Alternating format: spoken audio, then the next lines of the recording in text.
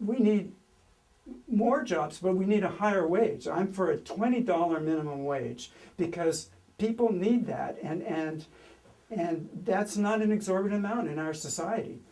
It's equal to what it was about 60 years ago, the minimum wage. The minimum wage is not kept up with what it should be. The minimum wage wasn't raised for a long time. And when I wrote a book, United Humanity, in 2014, I suggested, and then it was revised in 2017, and that we should have, and people who were talking about a $15 minimum wage, okay? But they've been talking about that for a few years now, and they're still talking about a $15 minimum wage. But the inflation is going up all the time.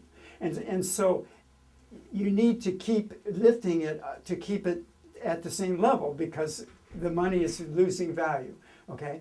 And so when I wrote those books, I said, well, you could start with $17 an hour and it could go up $1 per year to 2020. And then in 2020, after that, it would go up automatically based on the cost of living increase. So it would be very scientific. It would be based on the actual, and so it basically would remain the same for the economy. And that's what you have to do. And so that's why I recommend $20 because the election is not over in 2020, and the next president will be inaugurated in 2021. This is a question also of how many hours is a person working.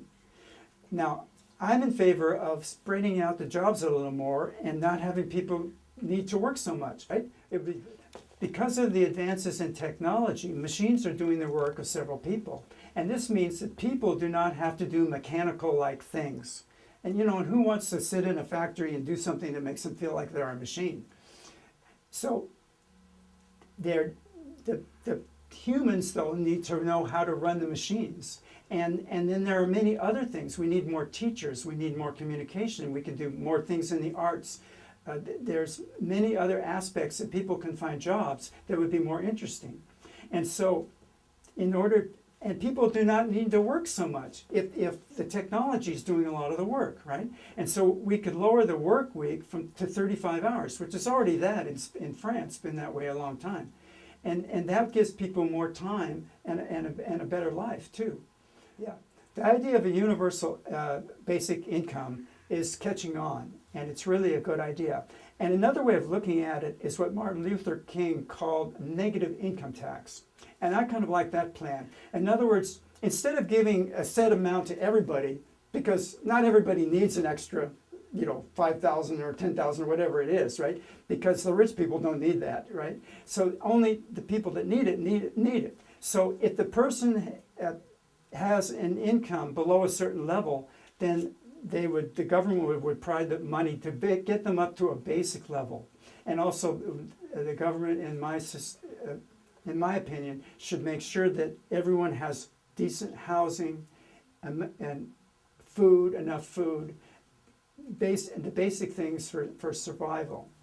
And I'm also in favor of financing education through the government so that everyone can go to school and get an education for as far as they're able to advance in education, paid for by the government. I think this is the best investment we can make in the future because these people are the people that are going to come back and have the knowledge and the skills to find the workers and keep the economy going well.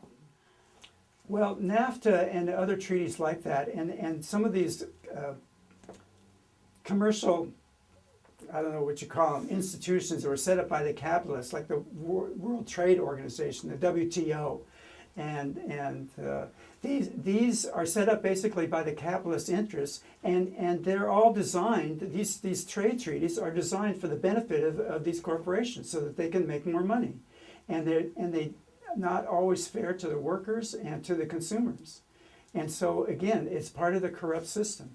First of all, when I would make decisions, I would listen to experts, and I don't claim to know everything, but I do claim that I'm good at learning things, and I listen to experts and advice.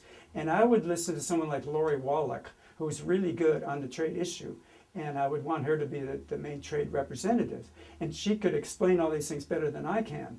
But I think that trade it's a complicated issue, and I even have some ideas about trade also, because I think in the long run, I mean, trade, it seems like it's good. I'm not saying we shouldn't have free trade because, trade is helpful if it's done right and you're not penalizing each other, with these mechanisms, tariffs. So, but another thing we need to consider in relation to trade is the climate. Because if we're shipping really big objects from across continents and across large oceans, automobiles and big technology and things like that, that's causing global warming.